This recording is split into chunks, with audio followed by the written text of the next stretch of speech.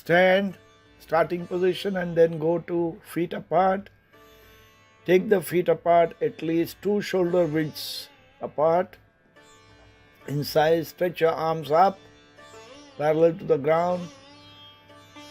The left leg turns by 90 degrees and bend that knee at 90 degrees, while the rear leg or right leg is straight at the knee. Keep the arms in line and then come back to starting position. Now we are going to go to Veerabhadrasana 2. Again, turn the foot the other way, 90 degrees, bend down, bring both hands parallel to each other.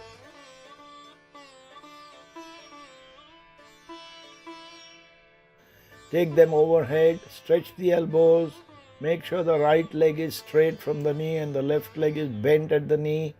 Stretch as far as you can, relaxed breathing at all times.